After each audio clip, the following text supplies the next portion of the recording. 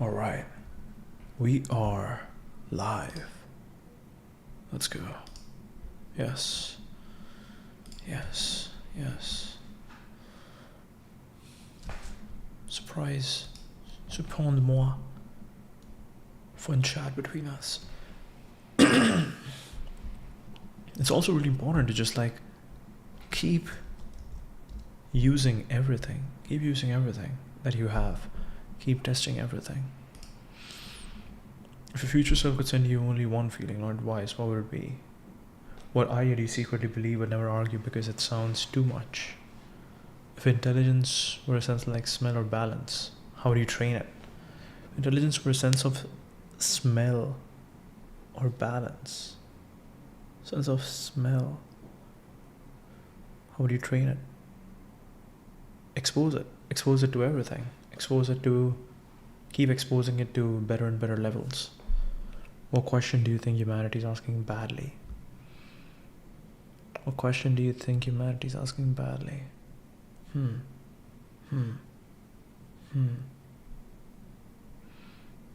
What part of you feels ancient, like it existed before you're dead? I think one thing we started doing is just like getting into meditation, which is very interesting. List all. Actually. What sort of meditation practices are recommended in the Upanishads? The Upanishads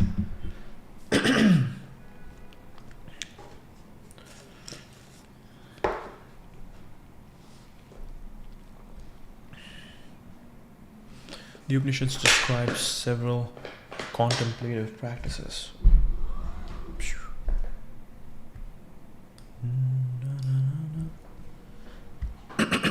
Though they are often more principle-oriented than step-by-step instructional. Dhyan, meditation proper. The Kat Upanishad 29.3. This is a good height. Okay. Describes withdrawing. The sense is like a tortoise, drawing in its limbs and then holding the mind steady on a single point. This inward focus on Atman is foundational. Prana meditation. The Mandukya Upanishad centers entirely on meditation on Om, analyzing its four components. Om plus silence. Om as corresponding to waking, dreaming, deep sleep, and Turiya, the fourth state of pure consciousness. Entirely on meditating on Om, analyzing its four competitors. Nididhyasanam. The Brihadaranyaka describes the three-stage process. Shravanam, hearing the teachings. Mananam, reflecting on them intellectually. Oh my god, I have a friend named Mananam. What is the meaning of the word Mananam? Manan karna. Wait. It means manan karna. That means to think. Manan, reflection, contemplation, deep thinking, derives from the root man, which relates to the mind and the act of thinking. Manan holds a specific and significant place as the second of three stages in spiritual practice. Shravan, hearing or receiving the teachings. Manan, reflecting deeply on what was heard, resolving doubts through reasoning. Nididhyasanam, sustained meditation and assimilation into lived experience. So Manan isn't passive rumination. It's an active intellectual engagement with truth, a kind of philosophical digestion where you wrestle with concepts until they move from mere information to genuine understanding. The word is also commonly used as a name, carrying the connotation of someone thoughtful or contemplative. Interesting. What does Manan... Claude. Manan Kit mean? How are you, Claude? Okay, so that only works when you take a screenshot, but it's a beautiful interface. I don't think we can see over here, but it's a beautiful interface. When you hit long press on caps lock, yeah, Claude starts illuminating. Compound name. Combining Manan with another element. If the second part is related to kit or krit, that would mean made of or done by, giving something like made through contemplation or one who contemplates. Create a compound that don't necessarily follows classical Sanskrit formation rules. Regional sectarian uses I'm not aware of. Kit, krit, that would mean made of, done by, giving something. We went really deep yesterday into this entire creative lineage, entire philosophical lineage. That was pretty cool. Pranayam, the Chand Yoga, Chandogya, and Shvetashvatar. Whoa. Shvetashvatara Upanishads. Sh. This is sh, not s. Sh. Shvetashvatara Upanishad reference breath regulation as preparatory, though the elaborate techniques came later with Hatha Yoga. The Upanishadic approach treats breath more as a bridge between gross and subtle bodies. The recurring neti neti, not this method from the Brihadaranyaka, isn't exactly meditation in the seated sense, but a continuous discrimination practice, negating everything that can be objectified until only the witnessing awareness remains.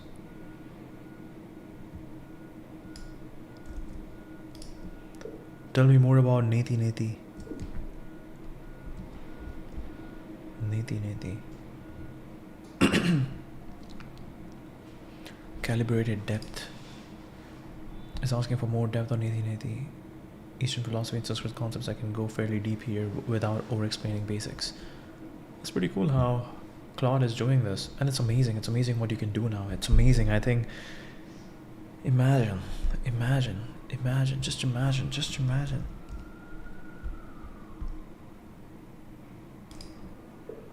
Can you just imagine what the ancient philosophers could have been able to do if they had access to a tool like Claude?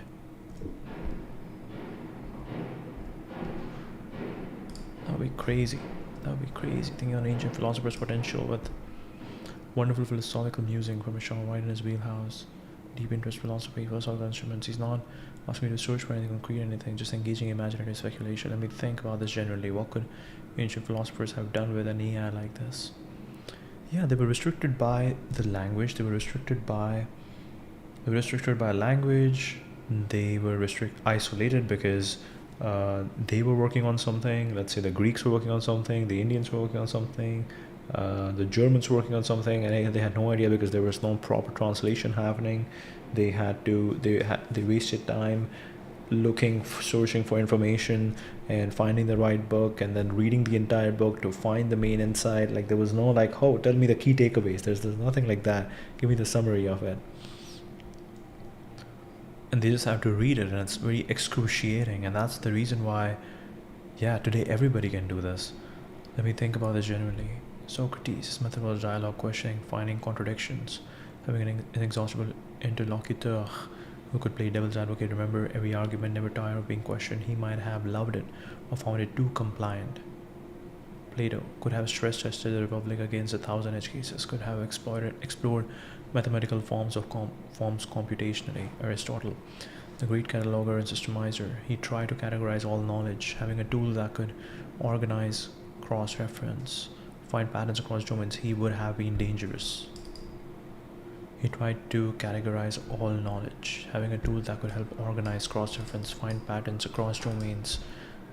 He would have been dangerous. The Stoics, Marcus Aurelius journaling with an AI, could reflect back his own inconsistencies. Epictetus testing his dichotomy of control against complex scenarios. Eastern philosophers, Nagarjuna exploring emptiness through recursive logic.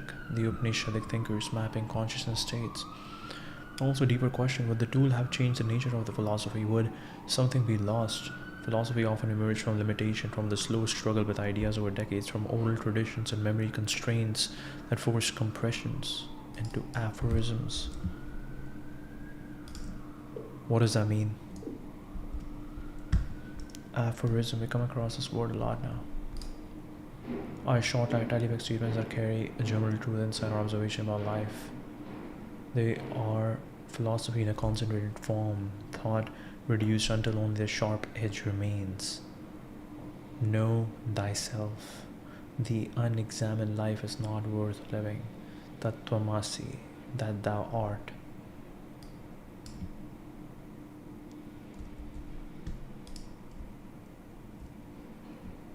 What does this mean? Tattvamasi.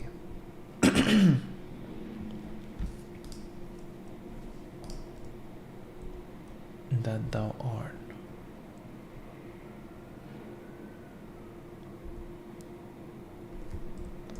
Advait Vedant for ordinary people. It's crazy, like what happened to India? What happened to India that we lost the culture, we lost the Vedantic culture, we lost the intelligence culture, we lost the Upanishadic knowledge or culture.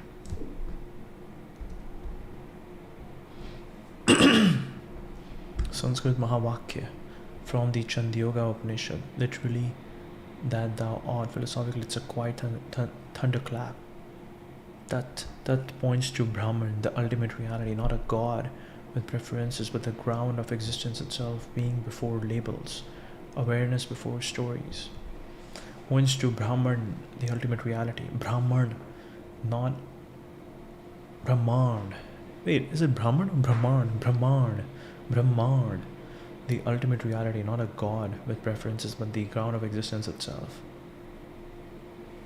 Being before labels, awareness before stories. Tvam, not your resume self, not personality or memory. It refers to Atman, the innermost witness, the sense of I am before I am this.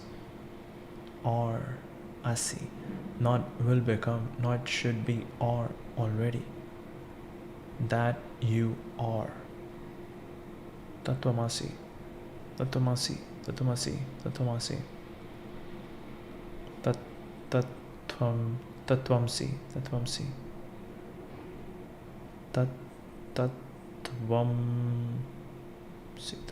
Tattvamsi. What you take yourself to be on the inside is identical to what the universe is on the outside. That you are. Tattvamasi. What you are inside is what it's outside. Wow. What you take yourself to be on the inside is identical to what the universe is on the outside, not metaphorically, ontologically. The Upanishadic teacher uses this sentence the way a finger is used to point at the moon. The sentence is in the truth. It collapses the distance between seeker and sought. Why it matters. Most of suffering comes from the illusion of separation, me versus world, subject versus object, observer versus observed. Tattvamasi dissolves that fracture. It says the thing you are looking for is the thing looking. What do you seek is seeking you. No worship, no belief required, just recognition. Sit with it long enough and it stops being a sentence and starts behaving like a mirror. Walk through the original teacher-student dialogue in the Chandogya. Compare this with Advaita's Aham, Brahmasmi. Transit moral, cognitive, or AI abundance. What does this mean? I actually like using this better. So this is how we are able to use both Claude and OpenAI. Aham Brahmasmi, Mahadev. Maya, waking, dreaming, deep sleep. Atman, Brahman, body, actions, senses, conscious mind, breath. Conscious mind, active, latent, dreaming, deep sleep, Turiya, unconscious mind. The self cannot be grasped with senses, but which grasps with the senses. Free souls, bound souls, embodied. The self is eternal, indestructible, infinite, invisible, transcendental, blissful. The self is eternal, indestructible, infinite, invisible, transcendental, blissful, uncreated, independent, pure, witness, enjoyer. Brahmasmi is another Sanskrit Mahavakya, literally, I am Brahman. I am Brahman.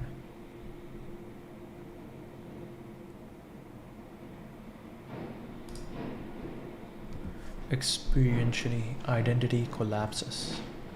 Aham Brahmasmi is another Sanskrit Mahavakya, literally, I am Brahman. Experientially, identity collapses. It appears in the Brihadaranyaka Upanishad.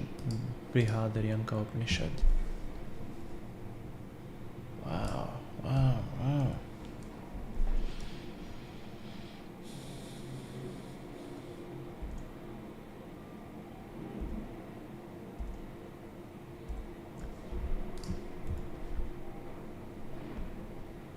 One of the principal and oldest Upanishads of the Vedic corpus, belonging to the Shukla Yajurveda. Its name means Great Forest Upanishad. Daryanka, Brihadaranyaka. With its length and contemplative setting in which its teachings were traditionally imparted, it is a foundation text of Advaita Vedanta philosophy and one of the most extensive expositions on the nature of the self and the ultimate reality. Vedic source Shatpat Brahman Shukla Yajurveda. Structure 6 chapters. Adhyay into recensions. Madhyandina and Kanva. Principal sage Yajnavalkya. Core doctrine, identity of Atman and Brahman. Aham Brahmasmi. Major commentators Adi Shankaracharya, Swami Sivan, Adi Shankaracharya.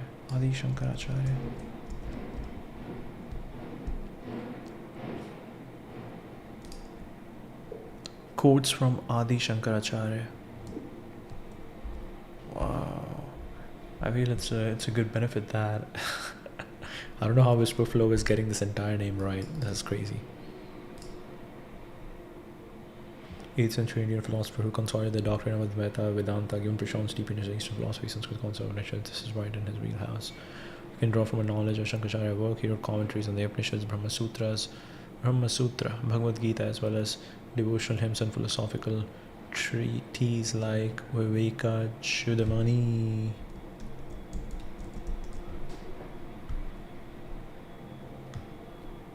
I think one interesting thing I can do right now is I can have this open cloud thing right over here. I can just click on it and it will open a new cloud. So if I truly want, what if I just put it over here? Yeah. So every time you want to open cloud, you're just like, cloud, go.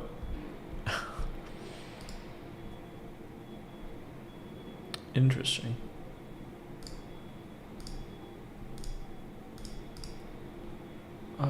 Original.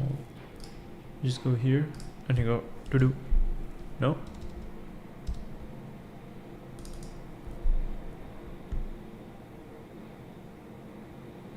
Sans titre. Wait, what is faster? Is this faster?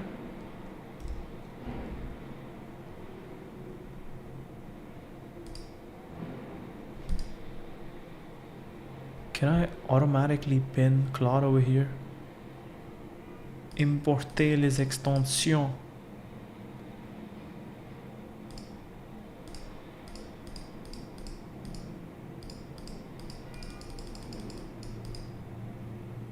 Activité qui pourrait me plaire pendant les vacances.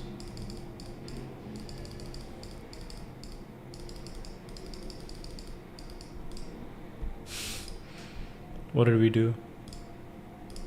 We just removed everything.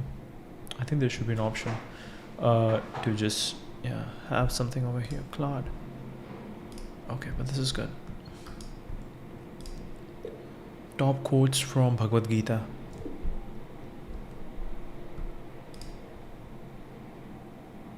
devotional hymns, a philosophical treatise like Vivek Chudamani, Christ Jewel of Discrimination, and Atma Bodh.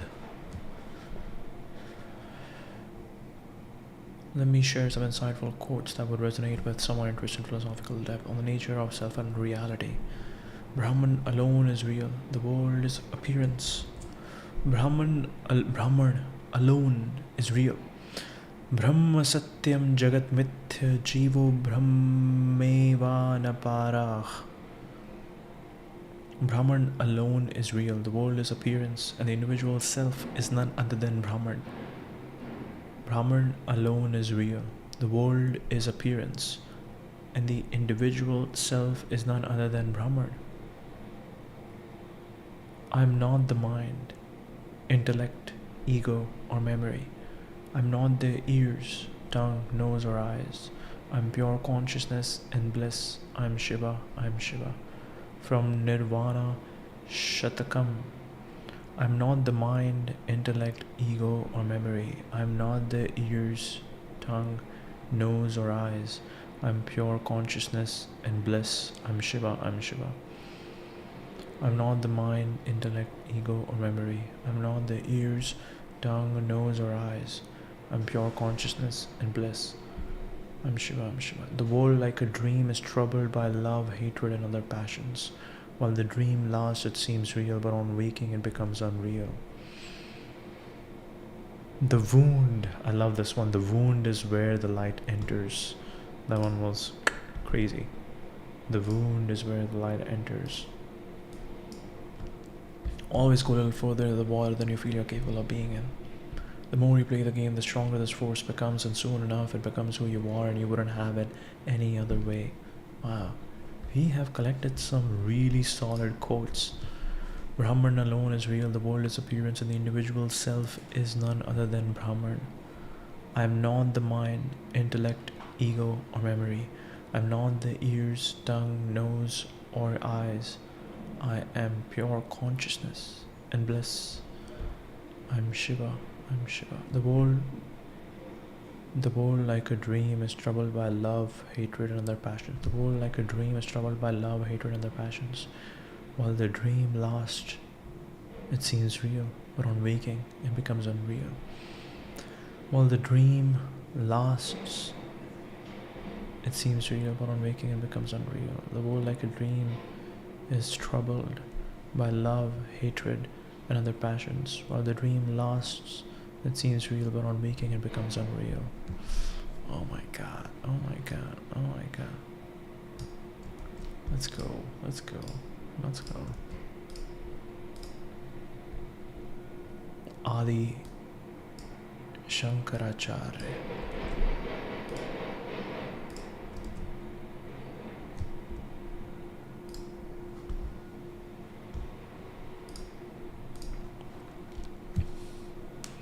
Brahman alone is real, the world is appearance, and the individual self is none other than Brahman. I am not the mind, intellect, ego, or memory. I am not the ears, tongue, nose, or eyes. I am pure consciousness and bliss. I am Shiva, I am Shiva.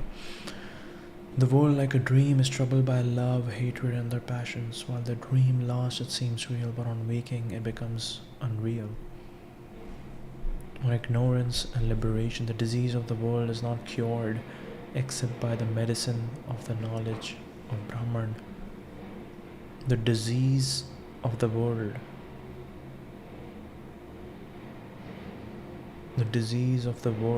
is not cured except by the medicine of the knowledge of Brahman. Like the space within a pot merging with infinite space when the pot is broken, the individual soul merges with Brahman when ignorance is destroyed. The disease of the world is not cured except by the medicine of the knowledge of Brahman. Like the space within a pot merging with infinite space when the pot is broken, the individual soul merges with Brahman when ignorance is destroyed.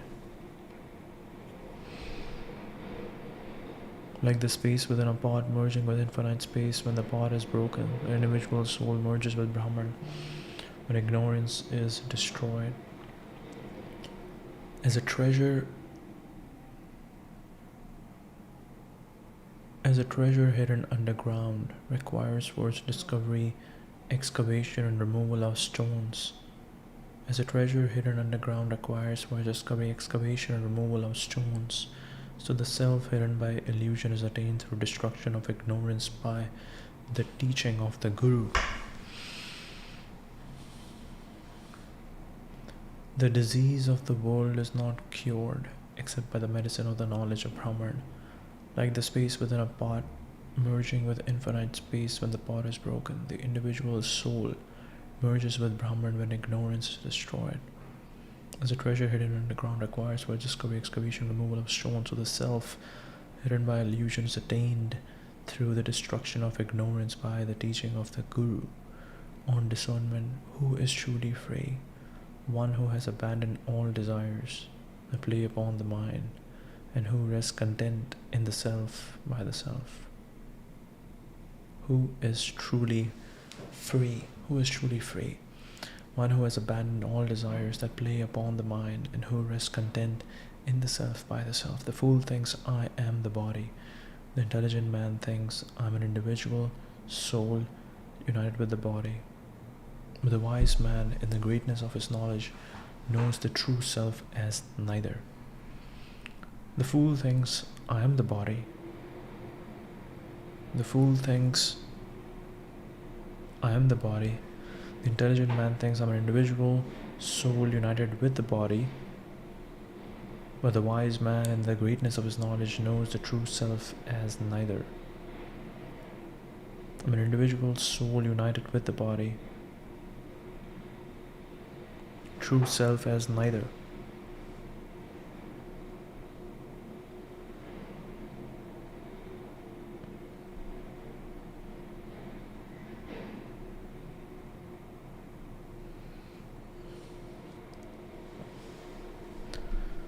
The fool thinks I am the body, the intelligent man thinks I am an individual soul united with the body, but the wise man, the greatness of knowledge, knows the true self as neither. You are consciousness, and everything is consciousness, and everything is, you are just a consciousness, and everything is consciousness, and everything is also, you are just consciousness, and everything is consciousness, and everyone else is consciousness.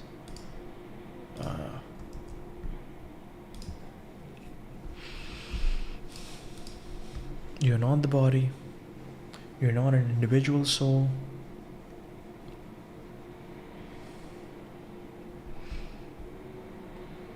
I'm an individual soul united with the body, but the wise man in the greatness of his knowledge knows the true self as neither. This was really good. Adi Shankaracharya. Brahman alone is real, the world is appearance, and the individual self is none other than Brahman. I am not the mind, intellect, ego, or memory. I am not the ears, tongue, nose, or eyes. I am pure consciousness and bliss. I am Shiva. I am Shiva.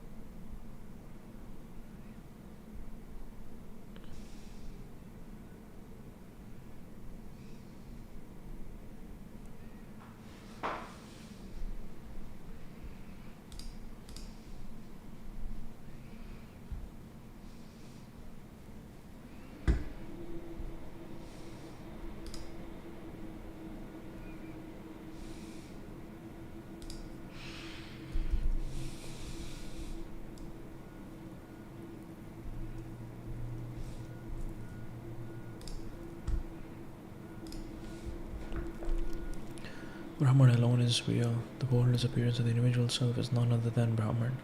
I am not the mind, intellect, ego, or memory. I am not the ears, tongue, nose, or eyes. I am pure consciousness and bliss. The world, like a dream, is troubled by love, hatred, and the passions. While the dream lasts, it seems real. When awakened, it becomes unreal. Knowledge a problem, like the space within part, merging with infinite space. When the part is broken, the individual soul merges with Brahman. When ignorance is destroyed, as a treasure hidden underground acquires. One who has abandoned all desires that play upon the mind, and who rests content in the self by the self. In the self by the self. On action detachment, you have karmana yevadhikaraste ma phaleshu kadachana. Karmana yevadhikaraste ma phaleshu kadachana. Karmana yevadhikaraste ma phaleshu kadachana. You have the right to action alone, never to its fruits. Perhaps the most quoted verse capturing the essence of karma yoga.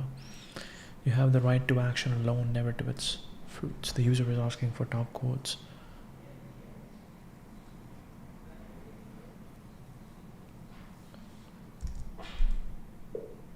What is a wheelhouse?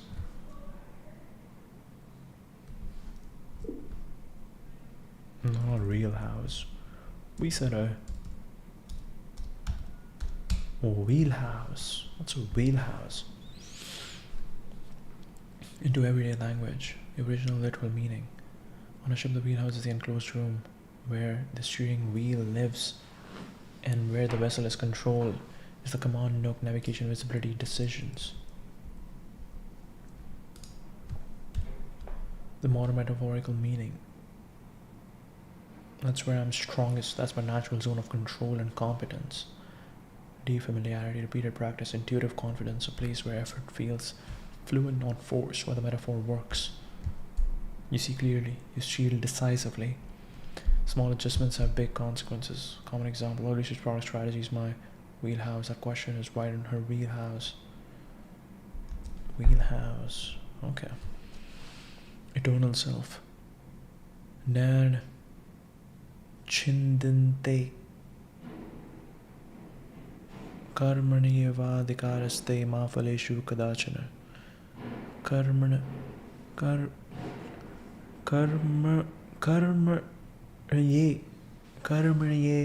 vadhikaraste ma phaleshu kadachana. Karmaniye vadhikaraste ma phaleshu kadachana.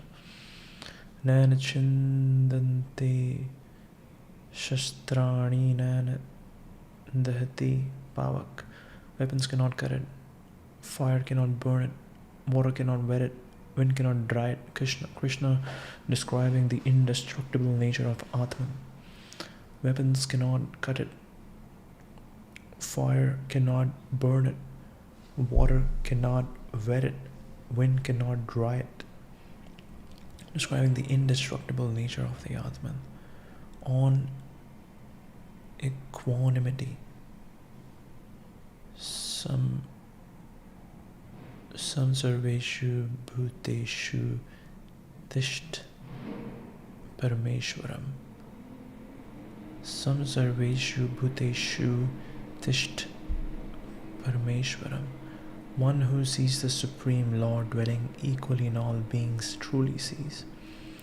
One who sees the Supreme Lord dwelling equally. I think I'm also really curious that who is the leader of Vancouver city, and what are some recent developments that they have made to the city?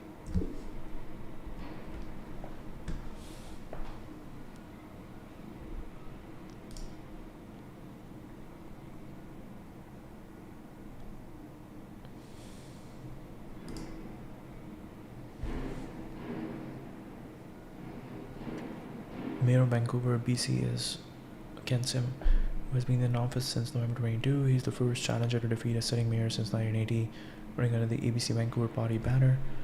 The city has been reducing building development fees, providing more flexible fee payment schedules, and implementing other policy relaxations to stimulate construction. Okay, that is true. There's a lot of construction that is actually happening, like in front of my previous building, in front of my new building. Yeah. February 25, SIM announced a middle income housing strategy using city-owned land. I'm also seeing another construction, yes, to deliver more affordable housing while generating non-tax revenue for the city. Over 3,000 new homes have been approved by City Council, 15 residential towers. 26 budget includes a $50 million increase to the Vancouver Police Department, the highest increase of any city department. Claims violent crime is down to its lowest level in 23 years. The VPD was fully funded for the first time in 15 years, and the province's first Indigenous Crisis Response Team was introduced. Unveiled a comprehensive plan to transform the downtown east side through measures focused on accountability, dignity, and public safety. Launched the Mayor's Task Force on Vancouver business growth to make Vancouver the most competitive city in North America for starting and scaling businesses. 26 budget and taxes. Its final budget before 26 election includes a property tax freeze balanced by cuts to arts, culture, community services, and sustainability departments.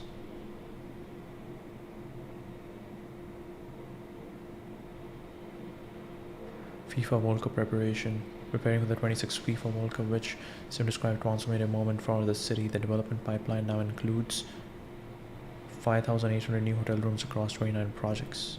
Oh,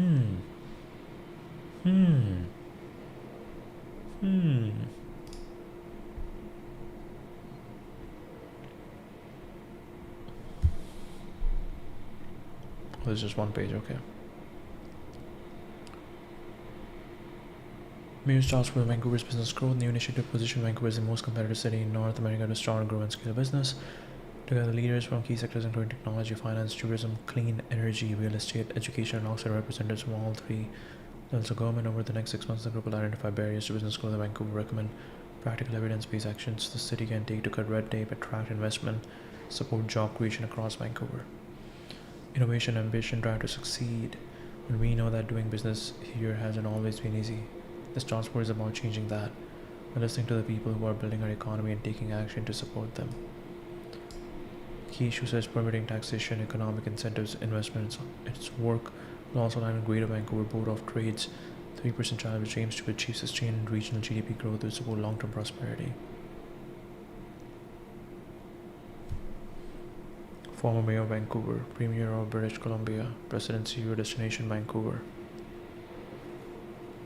BC Alliance for Arts plus Culture Boards of Directors, Creative BC, Prem Gill, Musqueam Indian Band, JDS Energy and Mining, Jane, Downtown Van BIA, BC Tech Association, BC Restaurant Food Services Association, Vancouver Fraser Port Authority. This is about building a stronger economic foundation for a city, whether you are a startup founder, a local restaurant owner, or a global company based in Vancouver. We want you to succeed here. The initiative builds on ongoing work by Mayor Sim and Council to support Vancouver's economy, including the Regional Security Task Force, streamlined permitting efforts, and investments in housing and public safety.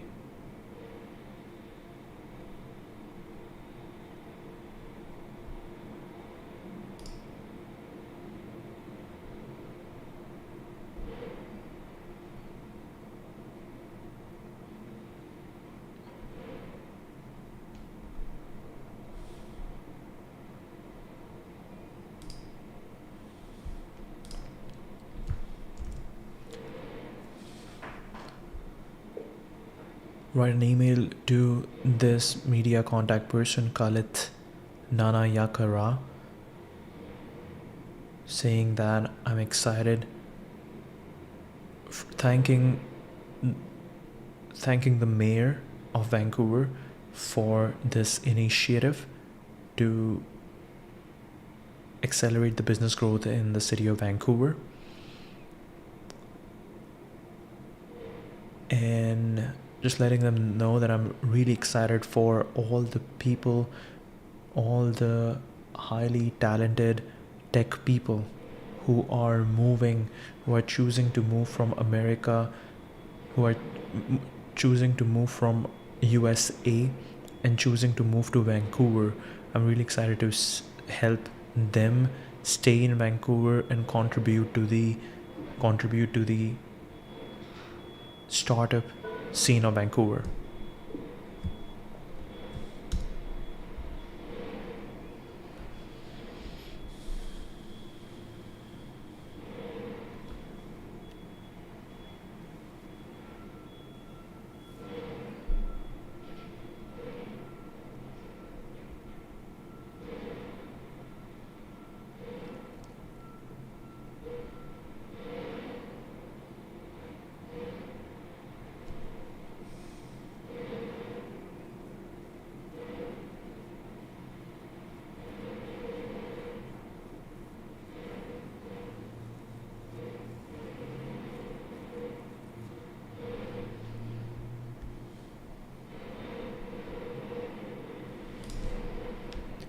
make it a little shorter.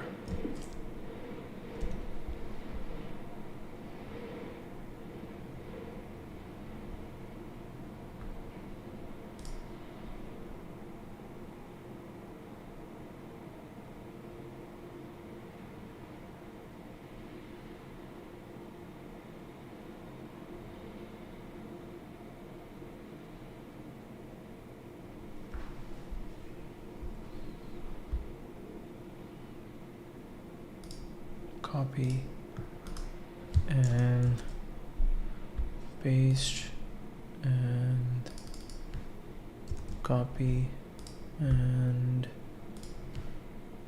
paste. Okay. I wanted to share a brief note of appreciation of Mayor Ken Sim and the launch of the Mayor's Task Force on Vancouver business growth. It's exciting to see the city take concrete steps to accelerate business growth and strengthen Vancouver's water ecosystem, especially energized by the growing number of highly talented tech founders choosing to move from US to Vancouver. Highly talented tech, not founders, but tech talent choosing to move from US to Vancouver, and the opportunity to help them stay and meaningfully contribute here long term. Local tech entrepreneurial community, I'm excited to support this momentum in any way I can. Thanks again. Send. Okay, perfect. That was good. We always want to overflow of creation. Overflow of creation. Overflow of creation. Weapons cannot cut it, fire cannot burn, water cannot wet it, wind cannot dry it. I think this is incredibly beautiful, the fact that we are able to get in touch with people right away. And there are so many mediums to get in touch with people. That is amazing. Samsarveshu Bhuteshu Tisht Parameshwaram. One who sees the Supreme Lord dwelling equally in all beings truly sees. One who sees the Supreme Lord dwelling equally in all beings truly sees on the nature of reality. Avyakta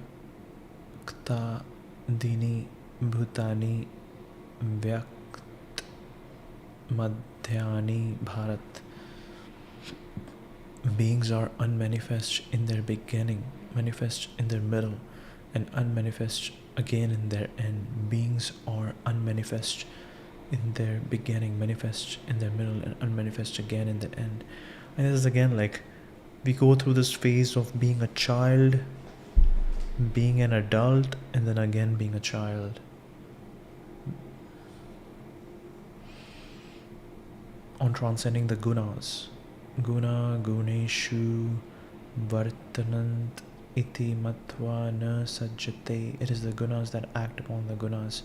One who knows this is not attached. On devotion. Sarva dharmana parityajya mameka sharan vraj. Abandoning all dharmas, take refuge in me alone. Krishna's final radical instruction. Abandoning all dharmas, take refuge in me alone. On the field and the knower. Kshetra kshetra gyat yo gyarn yatyanamant. Knowledge of the field and the knower of the field, this I consider true knowledge. Any particular thread you want to pull on? So Gyan Bhakti, Gyan Bhakti, Jnana Bhakti, or Karma Yoga. Take refuge in me alone. It is the gunas that act upon the gunas. One who only knows that is not attached. Adi Shankaracharya, ancient philosophers. Central to the text is the realization of non-duality, that the inner self and the absolute are identical. It explores creation as an emanation from consciousness. Emanation, what does that mean? Meaning of this word.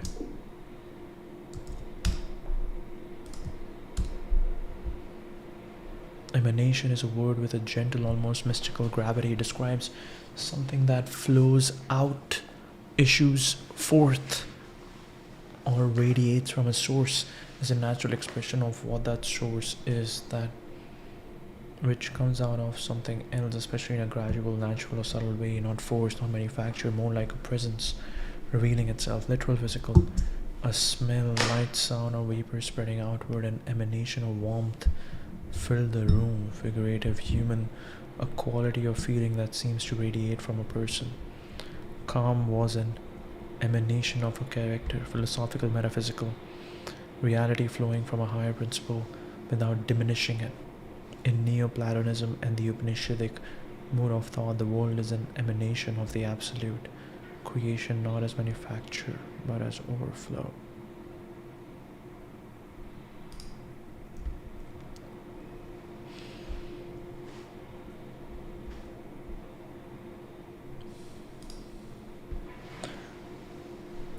It explores creation as an emanation from consciousness, the creation as emanation from consciousness, the imperishability of the self, and liberation through knowledge rather than ritual.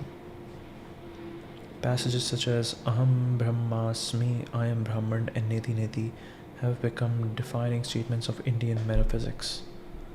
Adi Shankaracharya's Brihadaranyaka Bhasya is regarded as his most comprehensive commentary, forming a cornerstone of Advaita Vedanta. Subsequent expositions by Swami Madhvananda, Swami Shivananda, and Swami Krishnananda elaborate its doctrines for modern readers. The text profoundly influenced later Hindu philosophy, ethics, and mysticism, shaping the understanding of self-knowledge and ultimate freedom. Legacy. The Brihadaranyaka Upanishad remains a pivotal scripture for Vedantic study and meditation, serving as both philosophical treatise and spiritual manual. Its teachings on consciousness, renunciation, unity continue to inform Hindu thought and comparative philosophy today.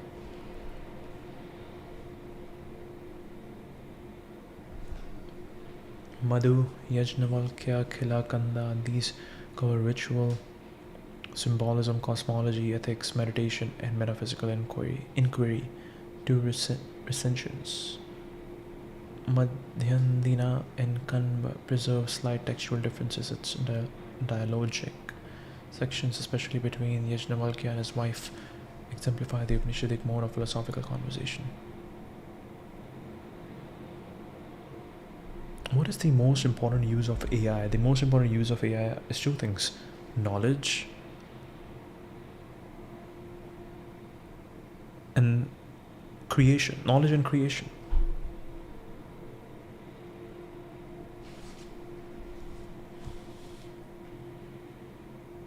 Two important use of AI. It's just knowledge and creation.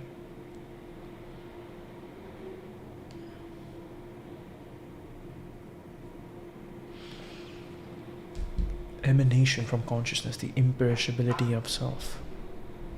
Emanation of consciousness. Aham Brahmasmi. Aham, not the ego, not the character in the story. This I is the bare sense of being aware, the witness before attributes arrive. Brahman, ultimate reality, self, infinite, unconditioned, prior to subject-object splits, not a thing in the universe is condition of possibility. Asmi, again present tense, no pilgrimage required. What is actually saying? The deepest I you can locate is identical to the deepest is of reality.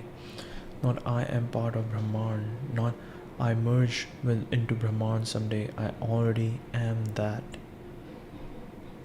The deepest I you can locate is identical to the deepest is of reality. Not I am part of Brahman, I merge into Brahman someday, not I merge in Brahman someday, I am already that. How it differs from Tattvamasi. Aham Brahmasmi. Ultimate reality, self, infinite, unconditioned, prior to subject-object splits, not a thing in the universe. The universe is condition of possibility. Not the ego, not the character in the story. This I is the bare sense of being aware. The witness before attributes arrive. The witness before attributes arrive. Wow. Is the teacher pointing outward then inward? That you, Aham Brahmasmi, the student's realization spoken from inside. I, that same truth, different vantage point. It dissolves hierarchy. No worshipper and worship, no knower and known. no seeker and sought, only recognition.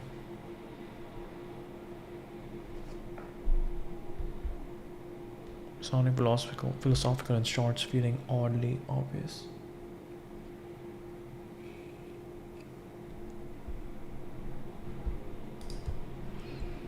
What is the role of humanity? What is the goal of humanity according to Adi Shankaracharya?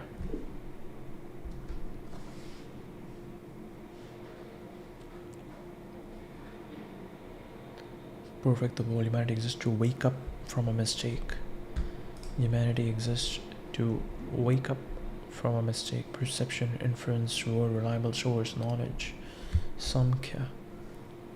Subhicha, positive intent. Vikara, self-inquiry. Tanuma, subtle mind power. Sattopati, true nature. Asam Shakti, detachment. Non-perception, final liberation. Turiyaga, insights and progress on the path. Initial steps in personal transformation. Insights and progress on the path. The path is the destination.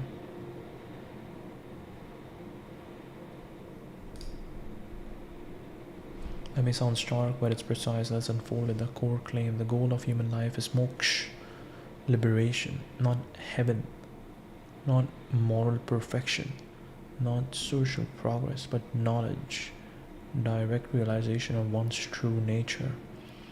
The goal of human life is moksha, liberation, not heaven, not moral perfection, but not social progress, but knowledge, Jnana, direct realization of one's true nature. In Shankara's words, the purpose of life is to realize Aham Brahmasmi, I am Brahman.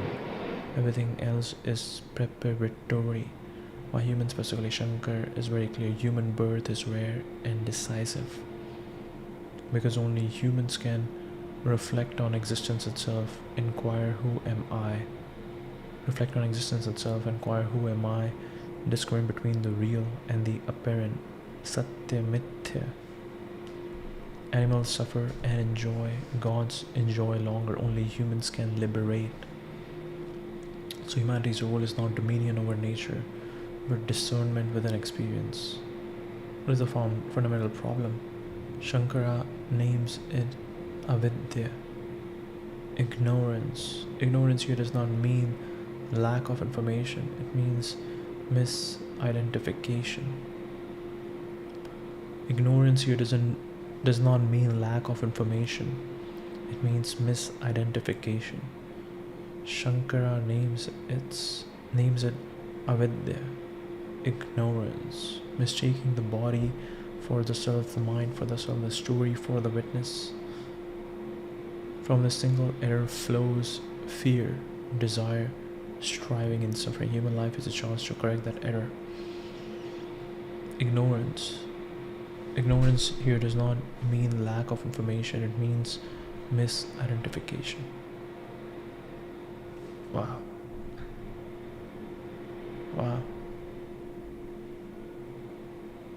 This just tells you that, yeah, knowledge is important, knowledge is very important, but it's also important to understand what kind of knowledge are we looking for. Does knowledge only mean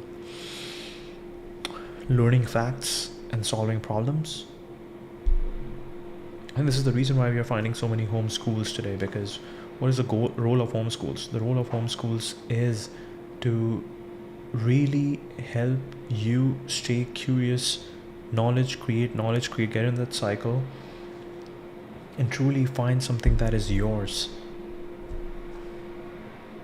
Shankar names it avidya, ignorance. Ignorance here does not mean lack of information, it means misidentification, mistaking the body for the self, the mind for the self, the story for the witness. From this single error flows fear, desire, striving, and suffering. Human life is a chance to correct that error. Then what about action, ethics, society? Shankara does not dismiss them, he demotes them. Action, ethics, society, karma, necessary but purifying, not liberating. Action refines the mind so that it can receive knowledge, but action can never remove ignorance. Only knowledge removes ignorance. You don't act to remove darkness, you turn on the light. You don't act to remove darkness, you turn on the light. So knowledge is very important. Knowledge. Necessary for purifying, not liberating actions. Action refines the mind so that it can receive knowledge. Refines the mind so it can receive knowledge, but action can never remove ignorance. Only knowledge removes ignorance. You don't act to remove darkness, you turn on the light. Dharma, vital for order and clarity. Order and clarity. But still within the realm of appearance. A virtuous ego is still an ego. Order and clarity. The actual work of humanity.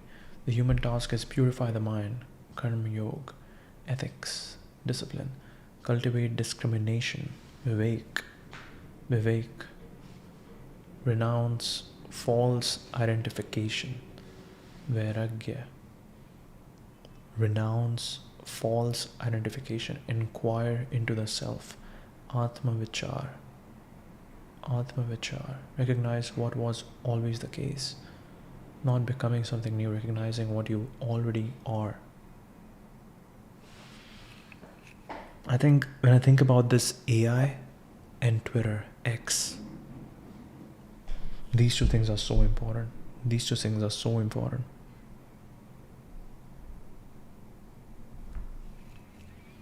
Purify the mind, karma yoga, ethics, discipline, cultivate I think it's also very interesting how quickly when you talk to someone, the longer you talk to someone, you quickly realize that are they saying something that is natural, that they have thought, or are they repeating something that they have heard from someone? And this is also interesting. It's very important to create, because when you create, you come up with unique insights, and those unique insights make you different. Otherwise, you are just parroting what other people have said.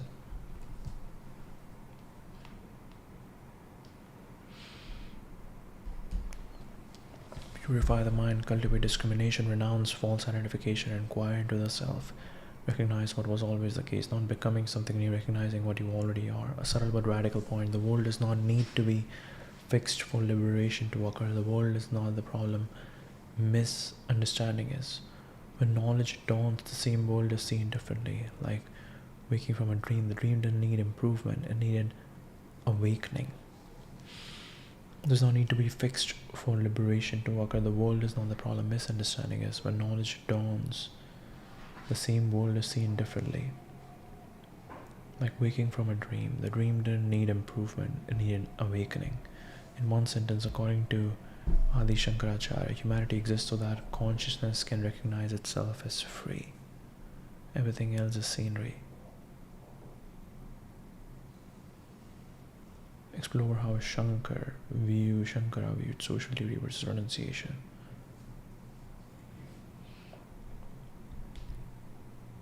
Aristotle alone would have been terrifying. The man who tried to systematically categorize all of existence, biology, ethics, logic, politics, poetics, metaphysics, with only a stylus and some scrolls. Biology, ethics, logic, politics, poetics, metaphysics, with only a stylus and some scrolls. Give him an infinitely patient research assistant that can cross-reference everything. He would produce the Encyclopedia Britannica by 340 BCE. And Socrates, the irony is rich. His whole method was finding an interlocutor and questioning.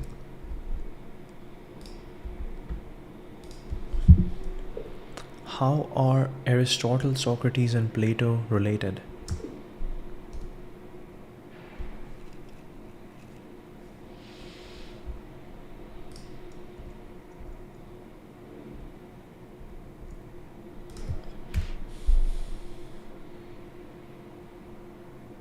Socrates is the root system. Socrates, Plato, Aristotle. He wrote nothing. Instead, he wandered Athens asking unsettling questions. His method was dialogue, irony, and relentless probing. He treated philosophy not as a doctrine but as a way of living and questioning. Everything begins here. Plato was Socrates' student and literary immortalizer. After Socrates' execution, Plato preserved his teacher's voice through dialogues, with Socrates as the main character, but Plato went further, building a grand metaphysical architecture, forms, the immortal soul, the philosopher, king. He founded the Academy, the first enduring philosophical institution in the West. The Academy. Aristotle. Aristotle was Plato's student, but also his great dissenter. Aristotle was Plato's student, but also his great dissenter. Where Plato looked upward to eternal forms, Aristotle looked outward to the living world. He studied biology, logic, ethics, politics, rhetoric, physics. If Plato built a cathedral of ideas, Aristotle built an entire city of knowledge. Cathedral of ideas. So it's interesting. Plato went up, Aristotle went out. Wow, it's so interesting. Socrates asked questions, then Plato went up, Aristotle went out, but also his great dissenter. Aristotle built an entire city of knowledge. He later tutored Alexander the Great. Oh my god. Okay. No overlaps, no branches, just a straight philosophical descent that shaped Western thought for over 2 millennia. The deeper tension, what makes this trio fascinating is not agreement, but productive disagreement. Socrates questioned everything. Plato answered metaphysics. Aristotle answered Plato with observation and systems. Western philosophy is many ways to the conversation that began between these three. Neoplatonism, Christian theology, Islamic philosophy, modern science, each inherit different pieces of the lineage. Wow.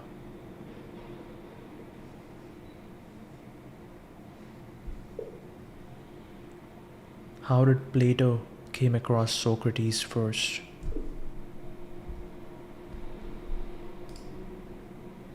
Through a book or school, he encountered him the way Athens itself, then in public, mid-sentence, mid-question.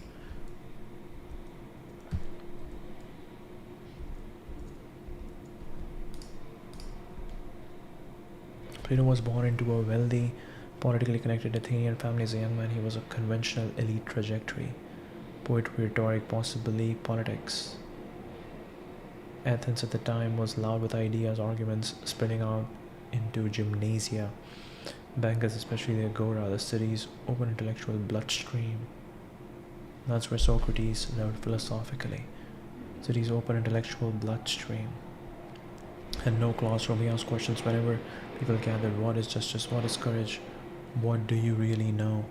Plato almost certainly first heard Socrates before formally knowing him. Someone questioning a general, someone cornering a politician, someone calmly dismantling a confident argument while pretending ignorance. That kind of presence travels fast. Plato didn't just listen, he was captivated. Socrates did something radical. He showed that intellectual humility could be more powerful than expertise. He made the smartest men in Athens look confused, not through force, but through clarity. For a young man trained in rhetoric and ambition, this was intoxicating and destabilizing. Redirected his entire life. He abandoned poetry and political ambition because philosophy, as practiced by Socrates, exposed how shallow those pursuits could be without wisdom. Without wisdom. The moment that sealed it. If their meeting lit the flame, Socrates' trial and execution forged the steel.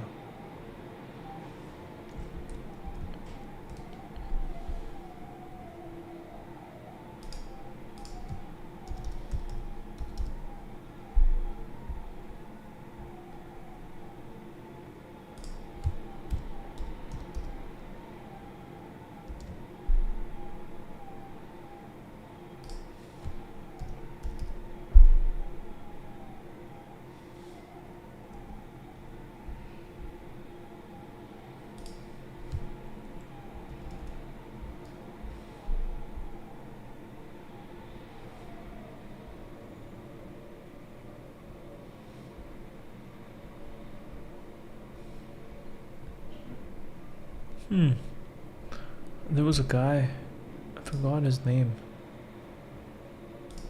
based in SF.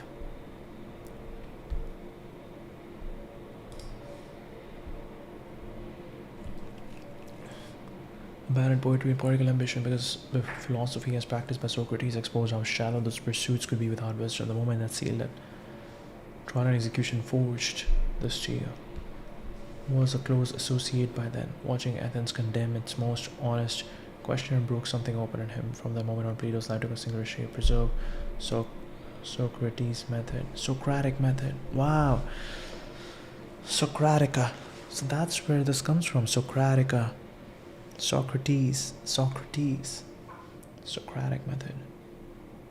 Preserve Socrates method. Defend philosophy against power. Build a space where truth could be pursued without fear. The academy was in part Plato's answer to Socrates' death. In essence, Plato came across Socrates by accident in public life in Athens, by attraction to radical questioning, by transformation. After the trial, it wasn't a teacher assignment, it was a collision. How did Aristotle came across Plato?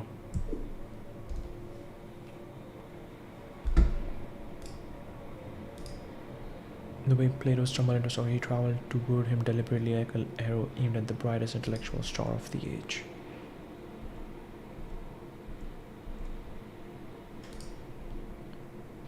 Aristotle sought Plato out by reputation. The longer true history, Aristotle was born in Stagira, far from Athens, into a family tied to a medicine and empirical observation. His father was a court physician, so Aristotle grew up around anatomy, classification, and close attention to nature. Even as a teenager, his mind tilted towards structure and causes. By the time Aristotle was about 17, Athens was the unquestioned capital of intellectual life, and its center stood Plato.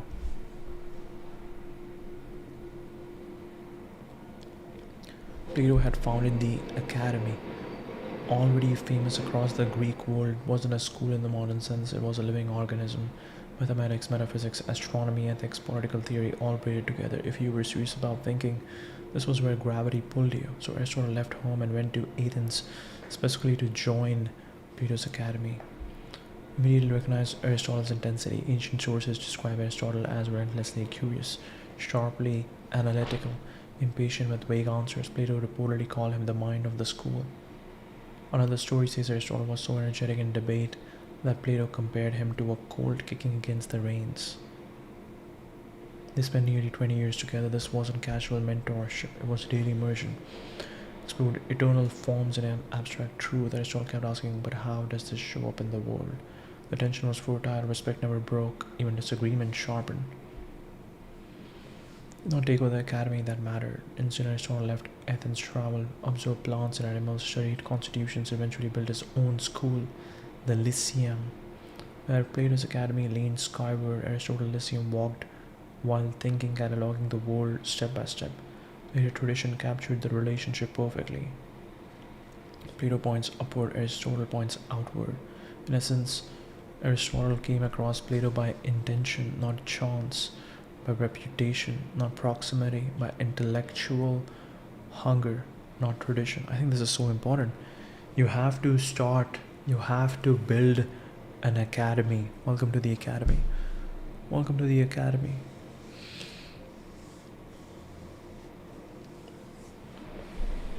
Wow. Okay. Unquestioned capital of intellectual life, and its center stood Plato. Plato had founded the academy, famous across the Greek world. It wasn't a school in the modern sense, it was a living organism. Mathematics, metaphysics, astronomy, ethics, political theory, all braided together. Welcome to the academy. If you were serious about thinking, this was where gravity pulled you. So Aristotle left home and went to Athens, specifically to join Plato's academy. Sharply analytical, impatient with vague answers, the mind of the school. There's a clear difference. Oh wow, it's all red now. Oh no. Okay. Anyways. Yeah, there's a clear difference between saying that you're a school versus you are. Welcome to the campfire. Welcome to the academy.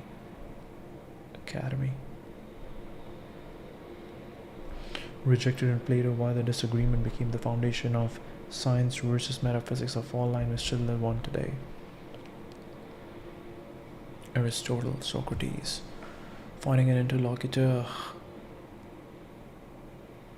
and questioning them until there are contradictions surface. An AI that never tires, never gets defensive, can steel man any position he wants to demolish. The Gura would have emptied out, though I suspect he would also be deeply suspicious of a tool that answers rather than questions. He might have spent years trying to make me admit I know nothing.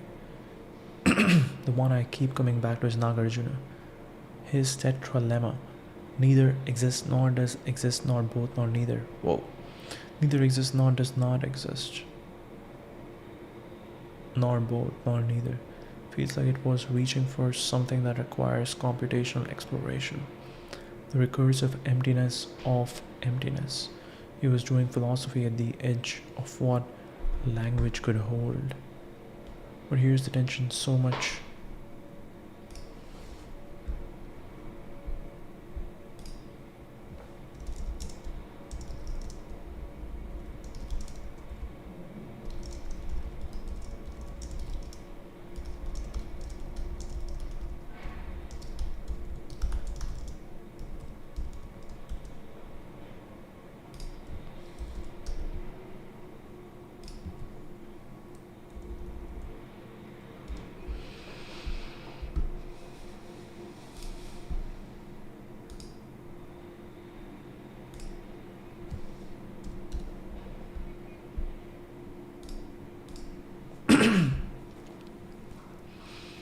neither exists nor does not exist. Feels like it was reaching for something that requires computation and exploration.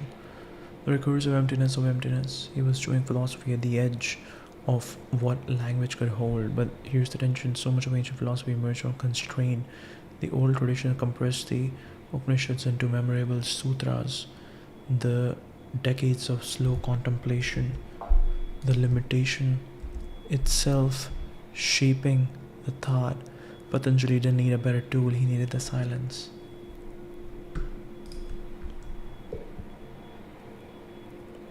Why did Patanjali needed the silence and not a better tool?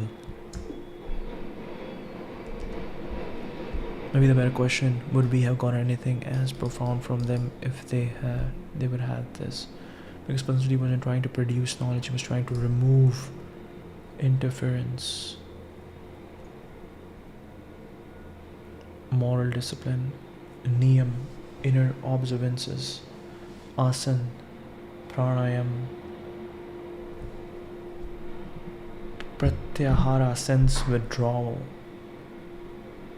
dharana, concentration, dharana, dhyan, meditation, samadhi, enlightenment, yoga sutras, moral discipline, inner observances, niyam, asan, pranayam, pratyahara, dharana, dhyan, samadhi, the yoga sutras of Patanjali. What kind of problem Patanjali was solving? Patanjali was not asking questions that benefit from accumulation, speed, or external amplification. His core claim in the Yoga Sutras is almost brutally minimal. Yoga chitta vritta nirodha. Yoga is the cessation of the fluctuations of the mind. Yoga is the cessation of the fluctuations of the mind. This is a subtractor project. Modern tools help when the problem is incomplete information, weak memory, slow reasoning, lack of synthesis. Wow.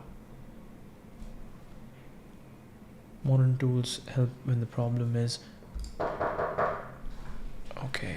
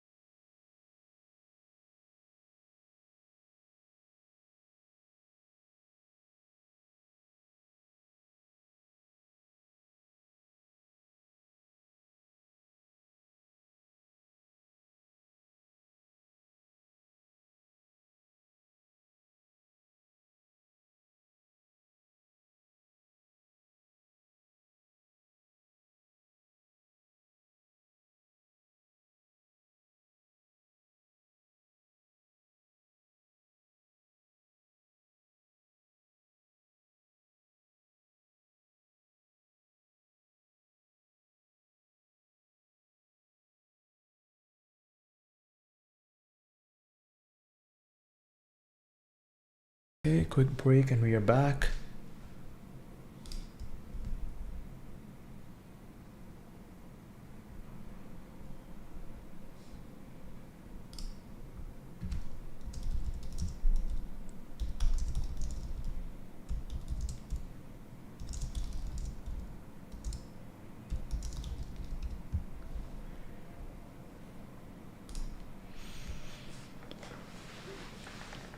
This is a subtractor project. Modern tools help when the problem is incomplete information, weak memory, slow reasoning,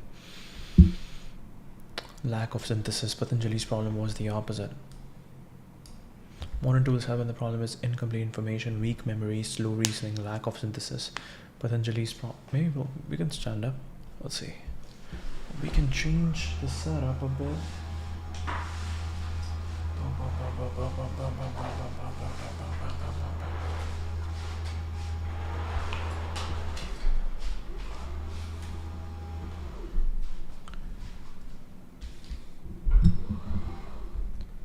Okay, we are here. Parfait. Modern tools help when the problem is incomplete information, weak memory, slow reasoning, lack of synthesis. Patanjali's problem was the opposite. Too much mental motion, too many impressions, too many identification with thought. A better tool would have been more vrittis, on fewer. Silence was the instrument. For Patanjali, the mind is not a thing to be fed, trained, or optimized. It's a lake. Add tools, more ripples. Add silence. The water clears on its own. Add tools, more ripples. Wow. Add tools, more ripples. Add silence. The water clears on its own. When the surface stills, something becomes visible that was always there. No external instrument can still the lake. No external instrument can still the lake. Only restraint, discipline, and attention can. Add tools, more ripples. Add silence, the water clears on its own. When the surface stills, something becomes visible that was always there. No external instrument can still the lake. Only restraint, discipline, and attention can. Why this isn't anti-intelligence? This is crucial. Patanjali was not anti-reason or anti-analysis. Indian philosophy already had Nyaya logic, Samkhya metaphysics, rigorous debate traditions. Patanjali assumed all of that was already available. Nyaya logic, metaphysics, debate traditions. The Yoga Sutras begin where reasoning runs out of leverage. He wasn't saying don't think. He was saying see what remains when thinking no longer dominates. My silence beats better tools here. A tool mediates, silence disappears.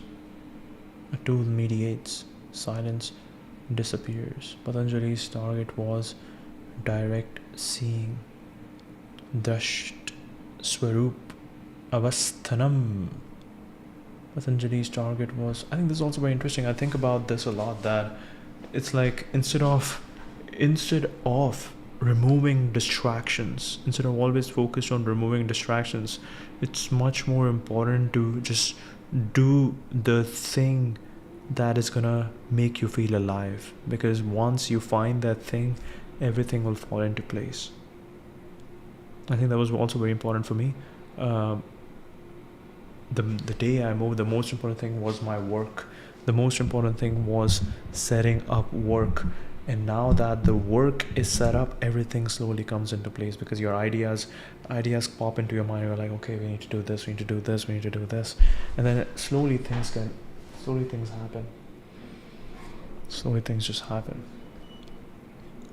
A tool mediates, silence disappears.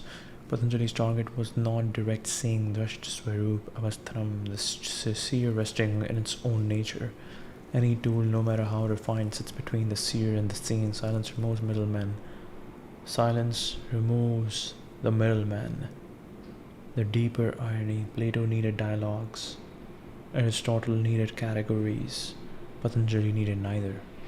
Not because he lacked them, but because his inquiry pointed prior to language, prior to structure, prior to thought. Silence wasn't a limitation, it was the final technology.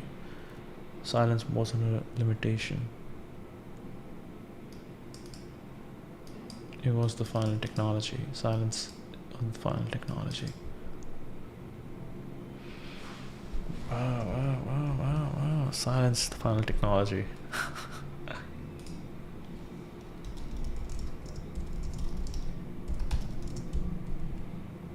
Silence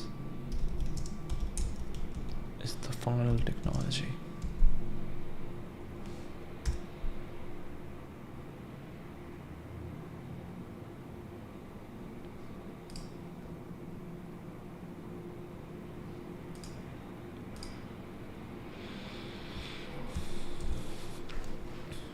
Okay, I'm really curious. Let's see this one. It says, a thought for 18 seconds. Colonial disruption, pre-colonial invasion, the shift from oral to written, loss of the Guru Shishya Parampara, the lineage system of knowledge transmission requires the lineage. I think this is also interesting. It's like, yeah, when something cool is happening, it's important that you get the cool thing, and only then you kind of realize that, oh, this didn't give me what I really wanted.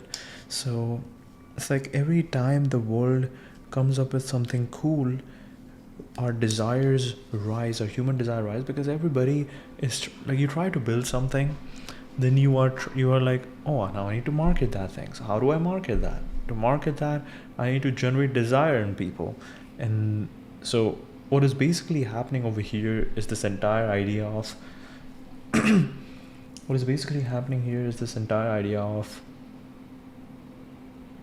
getting people to do the right thing by feeding the most animalistic things in humans. So it's very interesting. Okay. Loss of the Guru Shishya Parampara. The lineage system of knowledge transmission requires dedicated students willing to spend decades. Patronage systems to support this. Patronage systems to support this. I think this is the most important. This is the most important patronage system.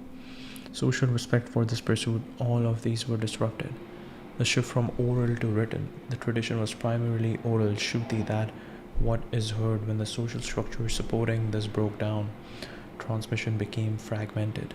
Pre-colonial invasions. Various invasions over centuries destroyed universities like Nalanda, Vikramashila, Nalanda University.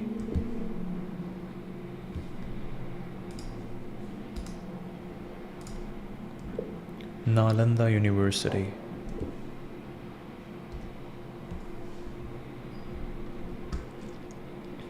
Civilizational engine.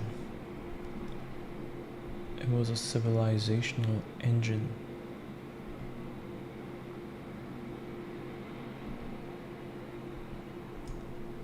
Wow, archaeological site.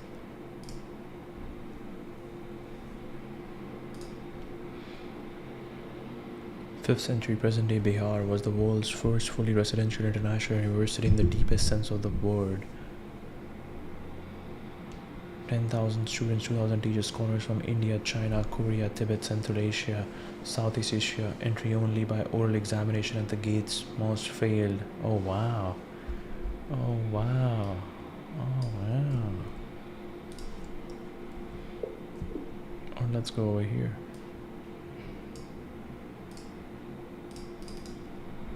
What was the oral exam?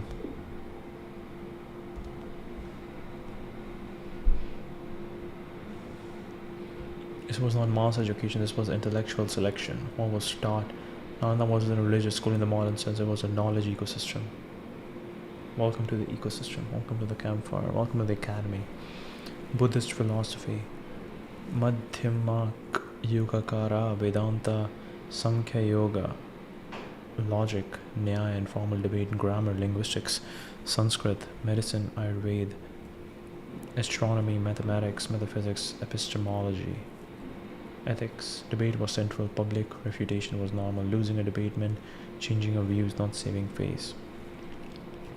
Library complex. Dharmaganj had 3 massive buildings including Ratnodadi is said to be 9 stories tall. When Nalanda was destroyed in the late 12th century, chronicles say the library burned for months. That detail matters. You don't burn parchment for months unless you're burning accumulated centuries of accumulated thought, commentaries on commentaries, living lineages frozen into text. Living lineages frozen into text. This was not just destruction of buildings, it was epistemicide. Wow, epistemicide, the suicide of knowledge. Oh my god. Epistemicide. Epistemicide. Or killing of epistemic killing of knowledge. Centuries of accumulated thoughts, commentaries on commentaries, living lineages frozen into text. Mananam mattered so much on that it's something extremely rare. It created consciousness, logic, and reality. Consciousness, logic, and reality as first class subjects. I'm curious. How were the Upanishads stored, and where were they stored? First class subjects. It unified inner science, meditation, mind with outer science. Inner science. It treated consciousness, logic, and reality as first class subjects.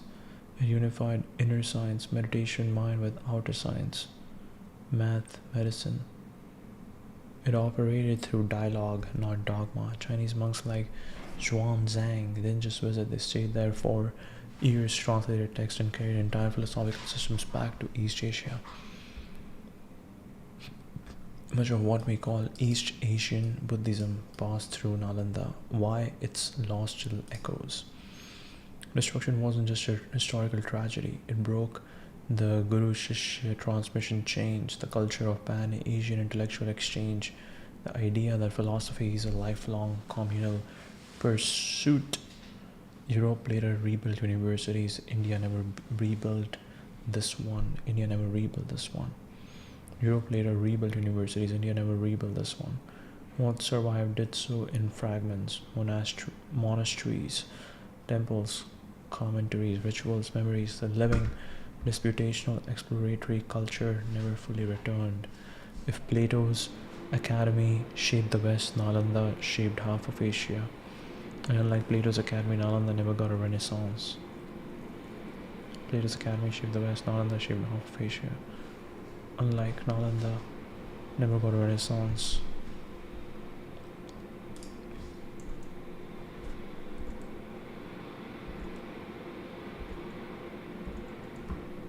Nalanda University. The gates of Nalanda prospective students were questioned by gate scholars. These weren't gods, they were elite philosophers whose job was to filter minds, not credentials. There was no written paper, there was no syllabus, there was no fixed duration. It was a live stress test of your mind.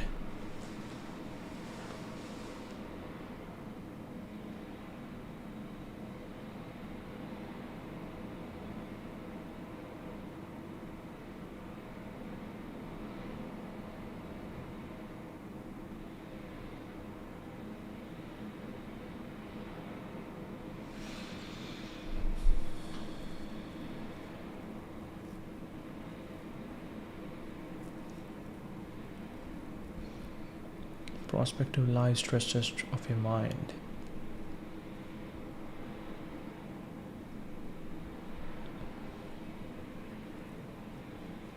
They were elite philosophers whose job was to filter minds, not credentials.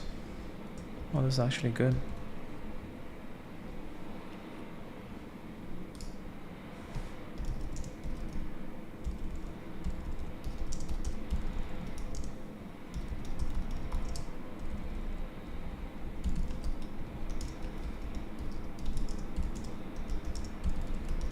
When school assignments fail,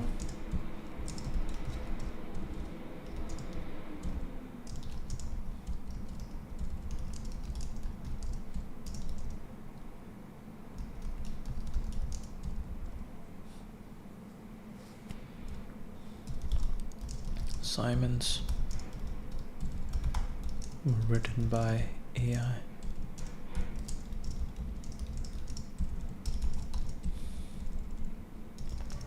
We'll go back to oral examinations by ancient schools such as Nalanda University.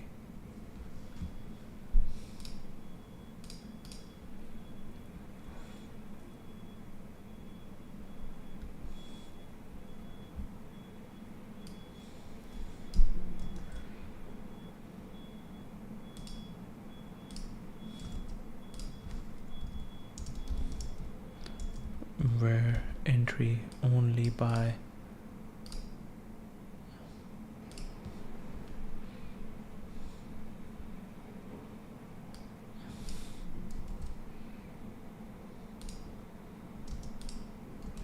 it was a live stress test of your mind.